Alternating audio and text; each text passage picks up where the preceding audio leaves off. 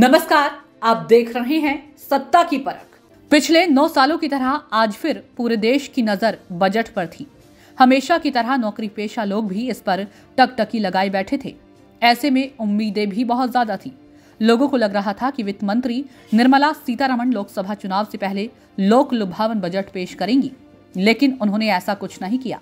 सीतारमण ने वित्त वर्ष 2024 से 25 का अंतरिम बजट पेश करते हुए एक तरफ आर्थिक वृद्धि को गति देने के लिए पूंजीगत व्यय 11% बढ़ाकर 11.11 लाख करोड़ रुपए करने का प्रस्ताव किया है, तो वहीं दूसरी तरफ चालू वित्त वर्ष के लिए राजकोषीय घाटे के लक्ष्य को संशोधित कर इसे सकल घरेलू उत्पाद यानी जीडीपी का 5.8% कर दिया है। वित्त मंत्री ने कुल 47.66 लाख करोड़ रुपए के व्यय का बजट भी पेश किया गया है। भाजपा ने नौकरी पेशा लोगों को बड़े ही लोक लुभावनी वादी कर 2014 में सत्ता में आई थी। तभी से देश भर के नौकरी पेशा लोग टैक्स स्लैब में जिस कटौती की आस लगाए बैठे हुए थे, वह अधूरी ही रह गई। मोदी सरकार के दूसरे कार्यकाल का अंतिम बजट पेश करते हुए सीतारमण कोई भी बड़ा ऐलान करने से बची, लेकिन ऐसा कुछ नहीं हुआ। वित्त मंत्री सीतारमण ने अपने भाषण में सरकार की उपलब्धियां गिनाने पर ज्यादा फोकस किया। ये अब तक का सबसे छोटा बजट भाषण था। बहुतों को उम्मीद थी कि सीतारमण अंतरिम बजट में कुछ बड़ा धमाका करेंगी, क्योंकि ये बजट लोकसभा चुनाव से पहले आ रहा था। ऐसे में लोगों को कुछ बड़ी लोक लुभावन घोषणाओं की आस थी। ऐसे ही लोगों में इंडिविजुअल इनकम टैक्स पेयर्स भी थे।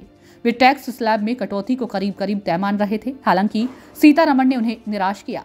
टैक्स स्लैब में किसी भी तरह के बदलाव का प्रस्ताव नहीं किया गया। तो वहीं आपको बता दें कि मोदी सरकार के दूसरे कार्यकाल के अंतिम साल में पेश अंतरिम बजट में वित्त मंत्री सीतारमण ने जहां सस्टेनेबल ग्रोथ पर फोकस किया, तो वहीं किसी बड़ी जन कल्याणकारी योजना का ऐलान करने से बचती नजर आई। बढ़ती बेरोजगारी को रोकने के लिए तथा रोजगार में बढ़ोतरी के लिए भी सरकार ने कोई बड़ा ऐलान न होने से युवाओं को निराशा हाथ लगी।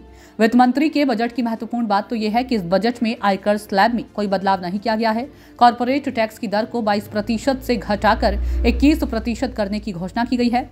कृषि क्षेत्र को बढ़ावा देने के लिए 1.5 लाख करोड़ रुपए का आवंटन किया गया। फसल बीमा योजना का विस्तार किया गया।